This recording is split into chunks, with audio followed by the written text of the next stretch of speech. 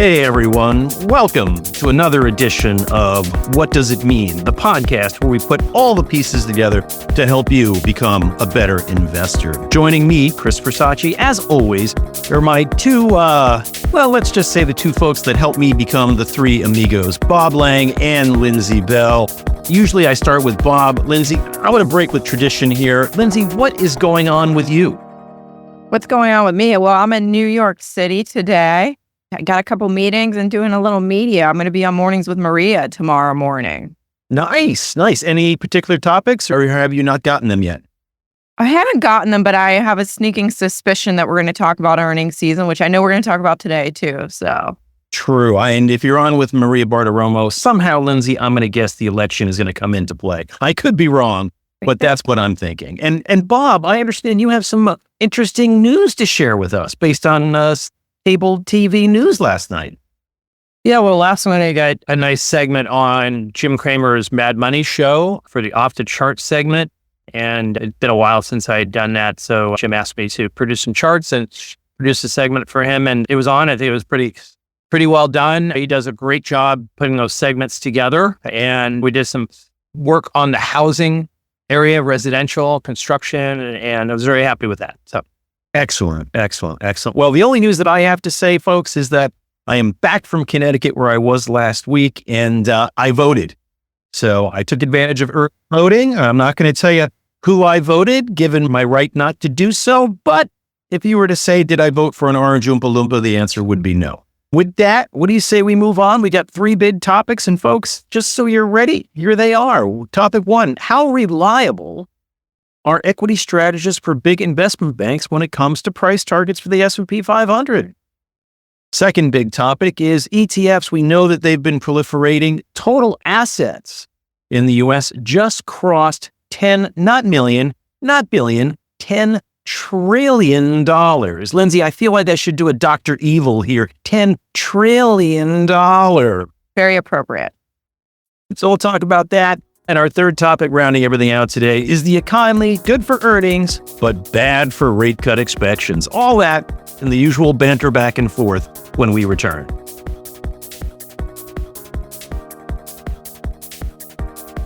All right, you two, let's start off with our first topic. I think, Bob, you were the one who suggested this, and it's how reliable are strategists for big investment banks?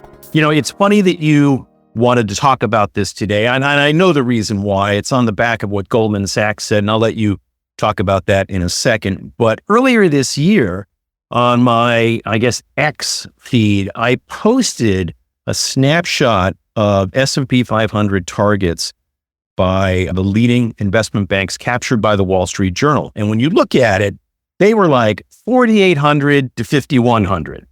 Now, Bob, where is the S&P 500 today? I want to say it's just about 5820 or something like that. It's well above the high target of the analyst that you just mentioned. Yeah. So why don't you use that as a springboard, Bob, to kind of take us into today's first topic? I would just ask the question, how useful are these targets? Are we supposed to be using these as a springboard for getting long the markets or getting short the markets? I mean, if these analysts or strategists who came out with these targets that you just mentioned are correct, why isn't everybody short the market right now or selling everything that they have, waiting for these targets to come to fruition? And, you know, I guess like anything, you know, targets are just estimates, they're just guesses. And we can't really trust what we hear from these analysts, from these strategists 100%, right? We have to trust in what we see, right? If we were playing tennis, because I know you love to play tennis, Bob, and Lindsey was my fundamental analyst partner, I would let her just smash the return on that lob you just set up. You want to take it, Lindsey? Yes, as someone who has been in the seat where they have to come up with these price targets, it's not from a place of evil, Bob, or trickery. It comes from a place of, you know, just kind of giving guidance as to where the market's supposed to go. And, you know, from a fundamental perspective, you're going to look at earnings, you're going to take into consideration what the different risks could be and what the different headwinds or tailwinds could be. And you know what? It was my least favorite thing to do as an investment strategist because it really is one of the most difficult things to do. Predicting the return on a stock or the index is just practically impossible, and especially in a very short period of time, right? And I mean, you might have a better chance of predicting the weather. It's like saying, Lindsay, what is the weather temperature going to be in New York City on December 31st? And I mean, we're in late October. I have no idea. What I could tell you right now is it's going to be 80 degrees today in New York City, and it's October. So it's pretty unpredictable to do it. I do think that, the reason we do it, though, is just kind of to keep our eye on where we're going, right? And what is impacting us along the way. I think the other big thing there is typically these things are rolled at a moment in time. So they're reflecting a snapshot of what folks are seeing. And I think if we look back, particularly this year, I mean, what a roller coaster ride we've had on a number of fronts. Early in the year, 6 rate cuts were expected, dialed all the way back now to 2. During the summer, GDP expectations, and we'll talk about this with another topic in a bit, were as low as 2%. And now for the Atlanta Fed GDP Now model, with just like a thimbleful of additional September data to come, 3.4%. So you really have to be careful and just remember that a snapshot in time is one thing, but as investors, it's our job to evolve our thinking as new information, fresh data, whatever you want to call it, comes about.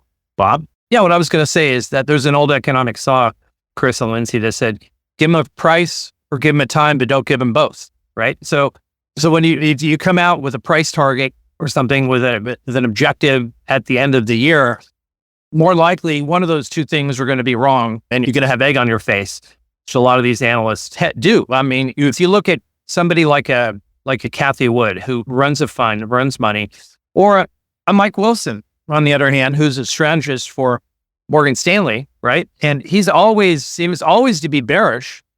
Or then if you look at a fellow like Chris and I talk about, Dan Ives, who is very bullish all the time, 24/7 about Apple and Tesla and a few other companies like that.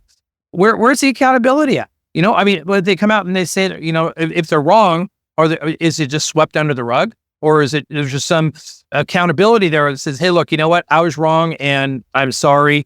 I sure recently Stan Druckenmiller said, Chris, that, boy, it's a huge mistake of me selling that NVIDIA a couple months ago. You think? I absolutely. I mean, listen to what the CEO had to say a couple of weeks ago. It's been very, very strong. And what do you do? You apologize and you say, I'm sorry, I got it wrong. Give me another shot next time. I don't know. Bob, my favorite quote in response to that is, right? They didn't tell me, right? There are folks out there who just say management teams didn't tell them what was really going on.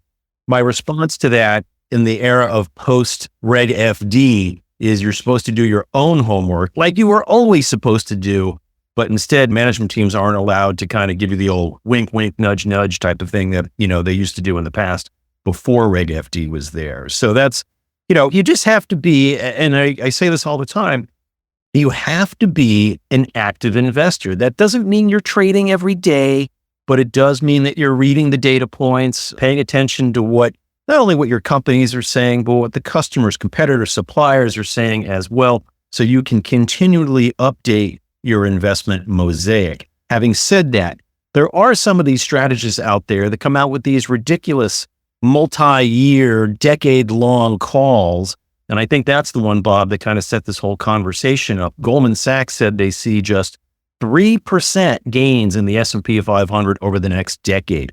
And my response to that is, wow, look at that glory hound looking for headlines. You set the bar low like that, and how do you set yourself up for failure? You can't. You almost can't lose. How do you juxtapose that against Tom Lee, who's got some number north of 6,000? Good, Lindsay.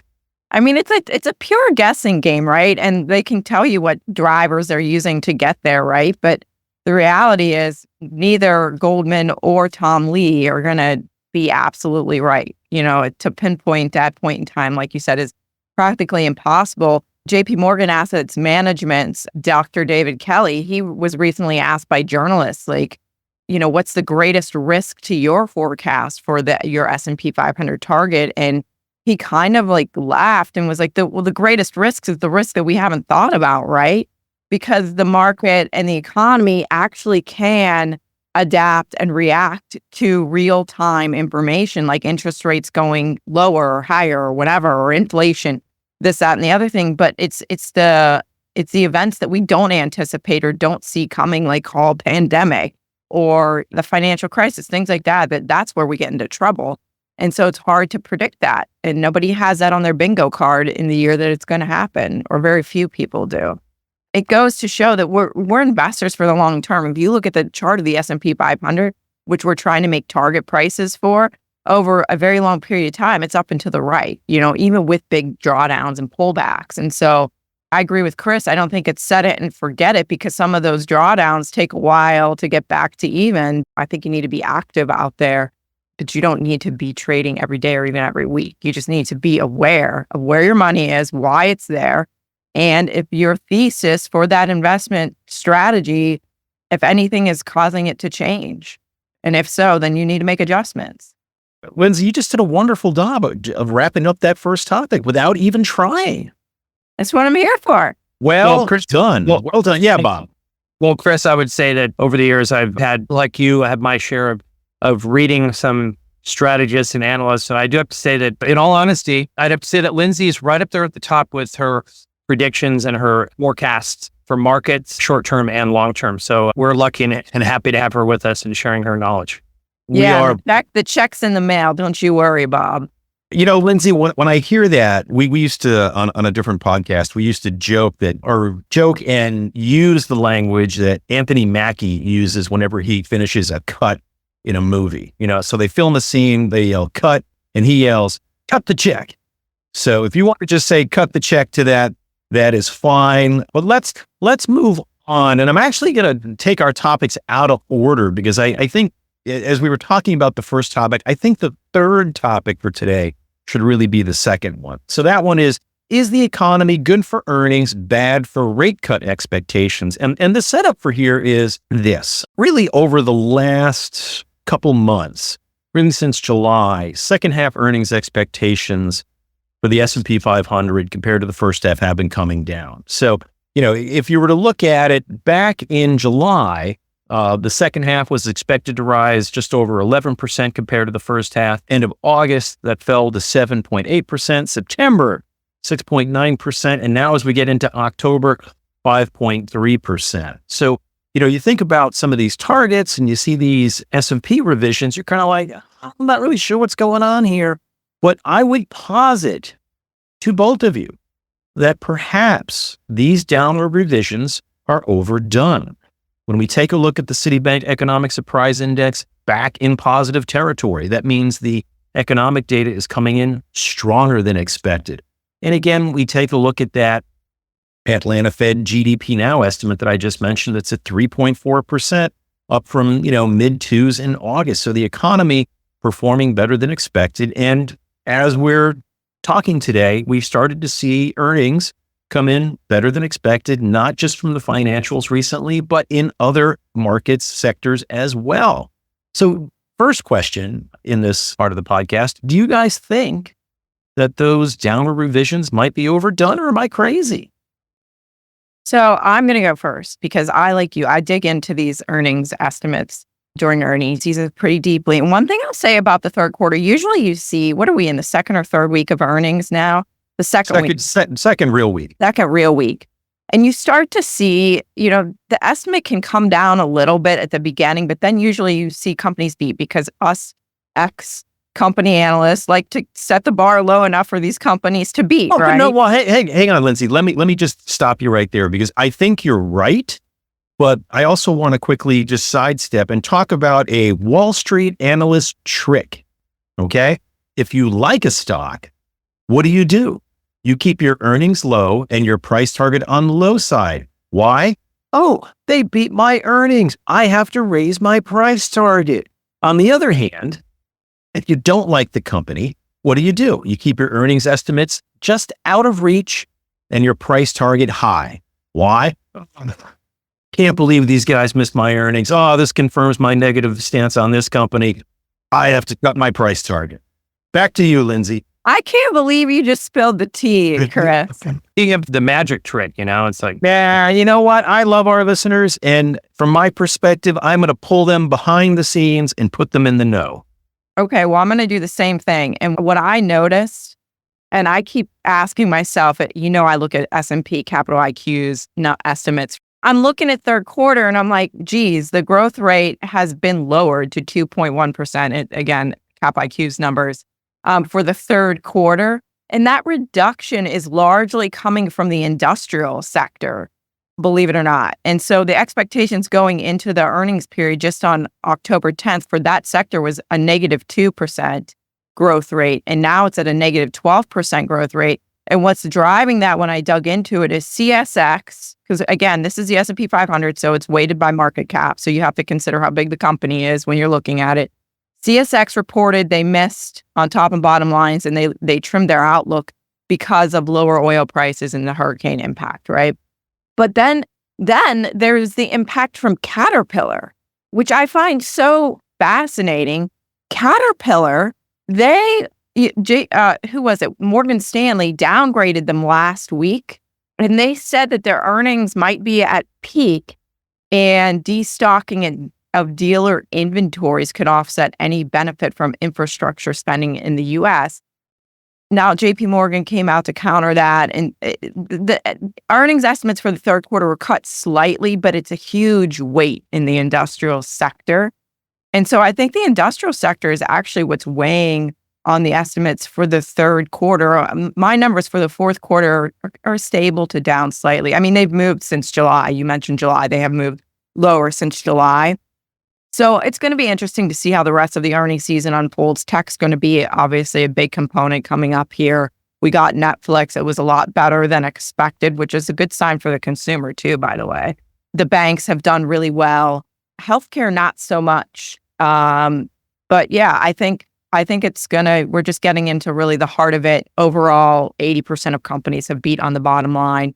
Stock reactions have been mostly good to those beat rates. So, it's a interesting time because it's 2 weeks to the election. So the companies that report before are probably going to be a little more conservative when they talk about their outlook than the ones that maybe report after, depending on their outlook on who's in office and what that could mean. So I don't know.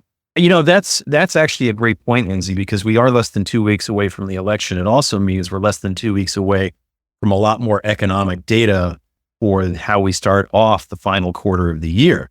We're in the tail ends of October, and we really won't start to get that data really till November 1st, which I think is a Friday. So maybe not even till November 2, 3, 4 of the following week. And you're right, that could influence a lot of what folks say as they kind of revise their GDP forecasts for the balance of the year. But are you thinking, Lindsey, that there might be some room for those negative revisions to the S&P 500 consensus earnings, maybe to be a little overdone? What do you think?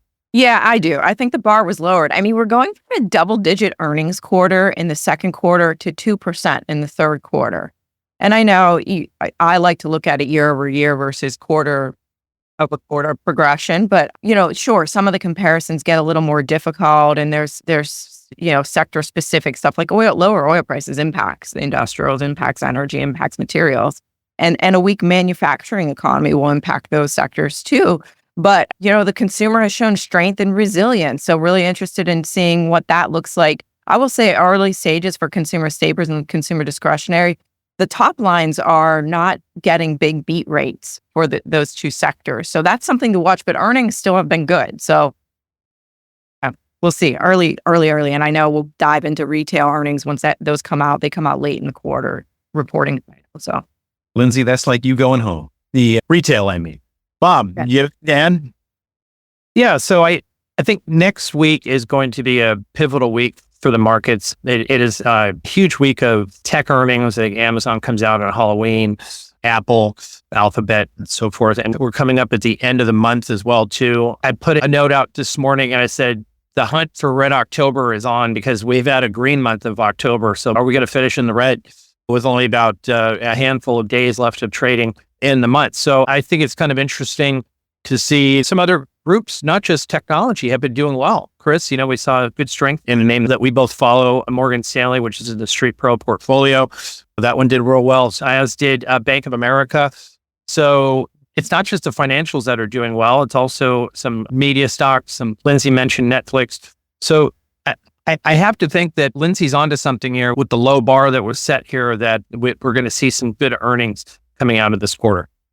Excellent. All right, let's move on to the second part of this topic, which is the following. First part being, is a good economy suggesting earnings might be a little conservative? I think we all agree, yes. But the second part is, if the economy is that strong, does it mean that the market's expectations for rate cuts once again ahead of themselves? And I say that, let's not think about what the Fed might do in November and December. Of course, a lot of folks are thinking about that. I understand that. But if we look at the Fed funds rate today, 475 to 500 bips. By June, 350 to 375 is what the CME FedWatch tool shows. So on average, that's about another 125 basis points, or potentially 25 basis point rate cuts. We look at the data from the economy, that GDP forecast, and we look at the 10-year Treasury yield. Last I looked, Bob, 4.2%, up from about 3.65 in mid-September. Is the bond market saying, hey, folks, slow down?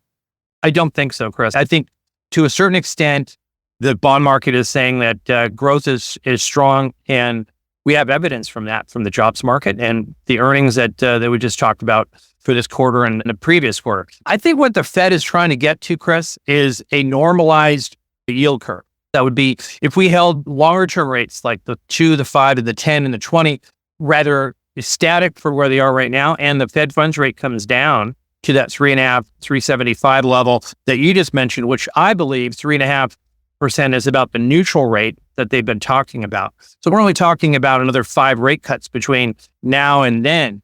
That brings the short end of the curve down, and we have an upward sloping term structure of interest rates. And that's where the Fed really wants to get to. They would rather actually see long-term rates stay higher. I think they're satisfied with a premium on the 10-year yield of about 4.2 to 4.4%. If we were in that range, I think the Fed is certainly going to be much more comfortable being right there. Lindsey, what do you think? Well, I don't know. I feel like the market doesn't like that range, Bob. It's an action as we approach the, 4.25 or 2 area and the 10-year. But as far as like a strong economy and what it means for Fed rate cuts, I do think that the market's going to be disappointed. Again, we're going to have to recalibrate. And just wait a minute, Lindsey. You said recalibrate. Got a drink. I know this was my word before it was Jay Powell's word. Bob and I talk about this all the time. You need to copyright that. I do need to copyright it. But no, I think that the investors are going to recalibrate just like we did at the beginning of this year. And so I do think that we will have fewer rate cuts. But I think also at play here is inflation. It has been sticky. Inflation expectations. We'll get consumers' perspective of that later this week. It's ticked up a little bit, their expectations, but I mean, it's still range bound, anchored as we like to say, right, at the Fed. But so I think inflation is gonna matter. And I think that the market overall, the trend is up because rates are moving down to probably remaining stable.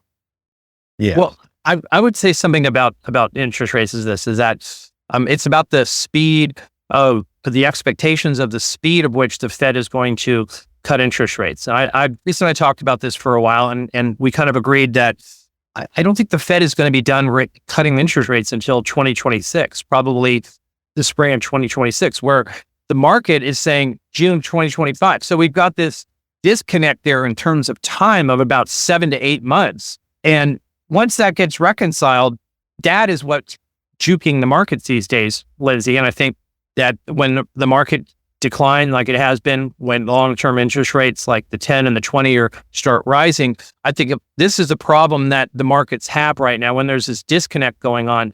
We had that back in April and May of this year, and we had that huge disconnect there. Remember when the Fed funds futures were looking for 7 rate cuts and the Fed was saying, no, not so fast. We had a big reckoning at that point in time. But like I said, as Chris and I were talking about, we think that maybe early of 2026, once that's reconciled, I think the markets gets back on track. So Bob, just to be clear, you're saying that even though you think the neutral rate is around that 3.5% rate, you're agreeing with Lindsey and myself that the speed, the cadence to get there may not be as fast as the market thinks it is. That's correct. That's right. Okay. All right. So what does that mean though for the market? I mean, if we have to recalibrate, Lindsey, and we have a stretched PE valuation, even though earnings might be a little better than expected, investor sentiment, thank you, CNN Fear and Greed Index knocking on extreme greed, there's room for disappointment, right? So is the market a little frothy, and perhaps the smart move would be sit on the sidelines and let stock prices come to you?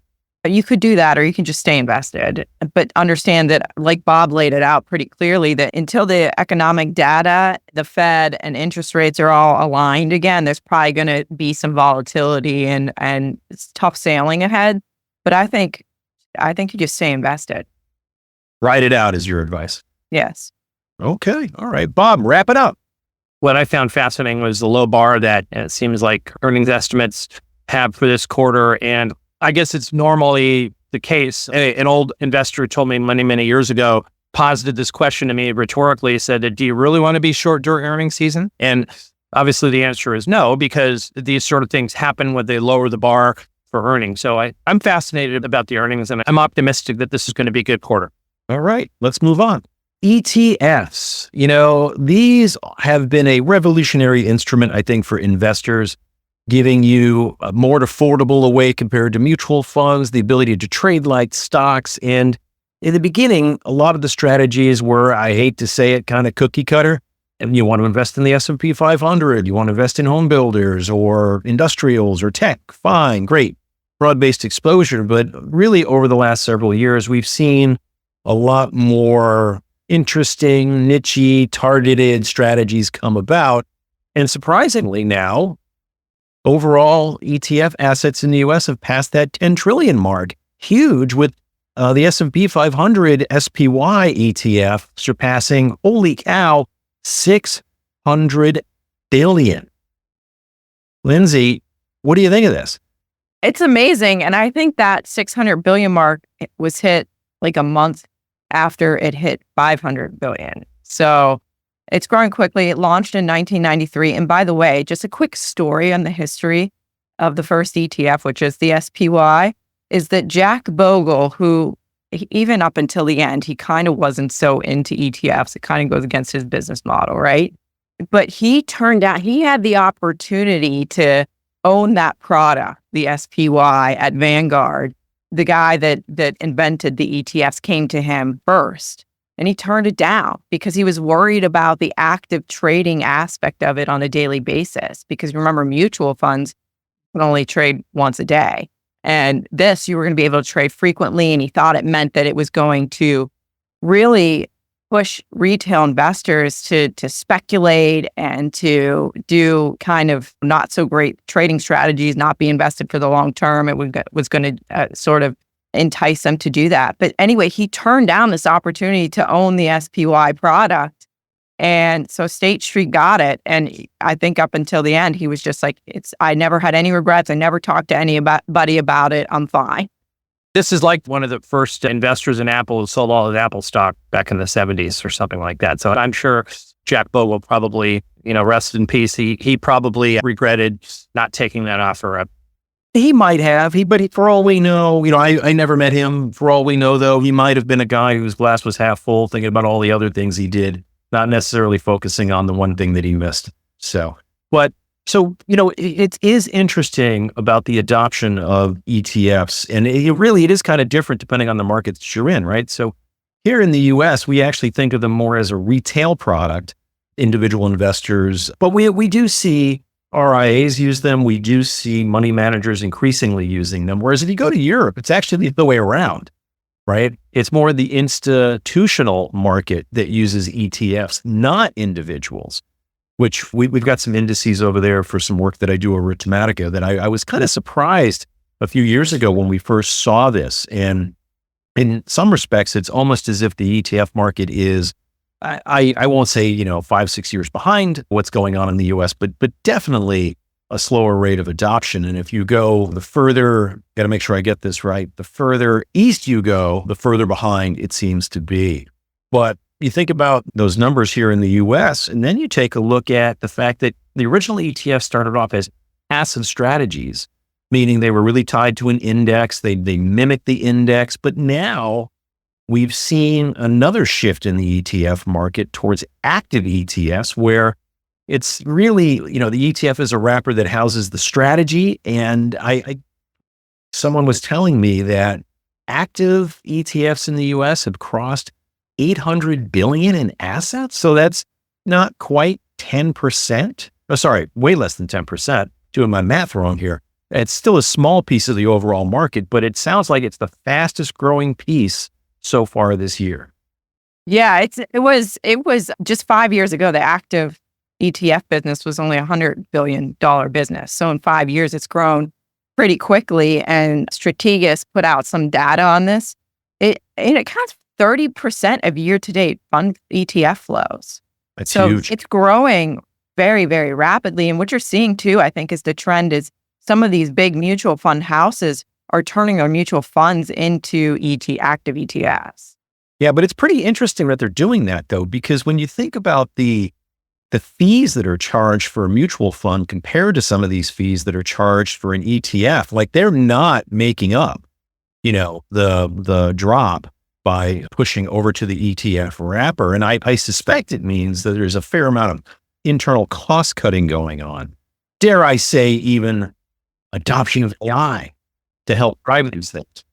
I was going to say this, Chris. I know you teach a lot of people about investing and have done in years past. I do as well too. And for a lot of people out there, they're really scared to jump out there and try and find individual names to select because they're afraid of missing out. So I tell people, look, find an ETF that you like and create your own mutual fund. You don't have to necessarily buy the S&P 500. That's certainly fine if you're a passive investor. But I think understanding and learning about what you buy, like you say all the time, Chris, know what you own. And if you're able to select some groups and areas that you covet, that you like, that areas that you're familiar with, like whether it's restaurants or materials or residential construction technology, whatever, you can build your own little mutual fund around and not have to select one or two names, just, even cybersecurity, which we have in the Street Pro portfolio. You can put together, build and construct a nice little portfolio for yourself that could probably, beat out the S&P 500, beat out the passive investing tools that are out there too. And the most important thing is about learning and education and understanding what you own. I agree with that too. It's about education, but to tie something into it, as you guys know, I'm on the board of a nonprofit called Better Investing. And what Better Investing does is it teaches individuals through creating investment clubs how to invest in stocks. And we've got really great tools that teach you what to look for: rising earnings per share, rising sales, look at the balance sheet, look at the PE. And it simplifies everything very, very nicely. But we as an organization are like, okay, if people, ETFs have done this amazing job of democratizing investing for individuals, making it a lot easier because it is a basket of securities rather than individual securities. You do get the benefit of diversification, right? But so we as an organization, we're all about picking individual securities and building your own portfolio or mutual fund, whatever you want to call it. And so we have to contemplate, what does that mean for a business like Better Investing going forward too, because you have seen the retail investor. We've seen more people come into investing, especially, it was happening before the pandemic, and then the pandemic happened. There was a lot of technological trends happening. It was helping individuals, commissions getting cut, things like that makes it a lot easier for the retail investor to invest. But now it's everybody's time strapped. And so is the ETF the easier way for if you don't have a lot of assets and you just want to get your money in the market? Is it the best way for you? Is that the best approach? What if there was a better way? Like what? A great answer. Great answer. So before I kind of share my thinking on this, I will say that, ETFs are a good vehicle, but like anything, there are some shortcomings that you have to be mindful of, right? So you do need a certain number of constituents, right, in order to have and utilize the ETF wrapper. That tends to give rise sometimes to filler, right, for liquidity purposes, and when you're thinking about a strategy, particularly when you move past some of the sector-based strategies, when you're trying to refine something for more targeted exposure, you have to be mindful of, filler in there, right? So some examples would be like, there are a couple of space ETFs that at one point had Netflix or John Deere in them. And you would sit there and you go, John Deere, ag, construction equipment, why are they in a space ETF? Just because they happen to have their own satellite network, right? For GPS mapping, or, along with precision ag. So you would say, okay, that makes sense. But from a business perspective, does having that satellite business really push on their revenue, push on their profits? I think all three of us can say, no, I don't think so, right? So there are some shortcomings that you have to be mindful of. So my answer to this is using an even smaller concentrated basket, right, called models. You can use 6 to 8 names to kind of capture something. The great thing about this is that there are a lot of platforms, Schwab has this, Goldman has this, and others that have fractional sharing capabilities. So Lindsey, if I've got $1,000 and I want to spread it across 6 to 8 names, I can use the fractional sharing platform to do that. Whereas in the past, it just wasn't as easy. I would also say that there are certain things you might want to do that, are too small for an ETF. Case in point, semiconductor capital equipment, right? Now, we at the Street Pro portfolio were invested in Applied Materials because of the CHIPS Act, because of increasing AI data center chip demand, pressuring existing manufacturing capacity, giving rise to incremental orders for semi-cap equipment. But there's no ETF for that because there are not more than 20 companies that participate with high purity for that. So a model for that would be a very nice thing. So I think that might be the way to go because you can get your 5 or 6 names, have great exposure. You don't need to pick a litany of them. You don't get the hot dog filler that nobody wants, right? And you can get easily invested. And the nice thing, Bob, is you had said you can kind of construct your own mutual fund. Well, if you've got 3 or 4 baskets of 6 to 8 names, bingo, there's your mutual fund. That's right. And nothing better than a little bit of diversification to eliminate some of that market risk and volatility in your portfolio.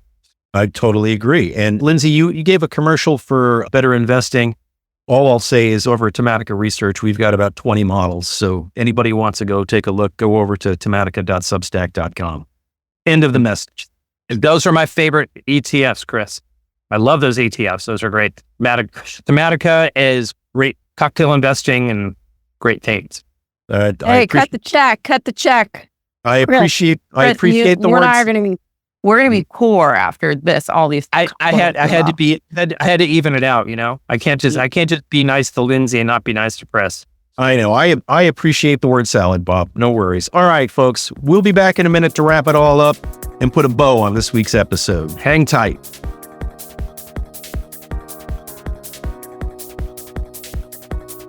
All right, you guys. And listeners, we are back. Sorry, but all right, you guys. We once again covered a tremendous amount of ground. Lindsey, what was the one thing, if you had to narrow it down to the one thing that kind of like, man, I really walked away thinking about this based on our conversation, what would that be?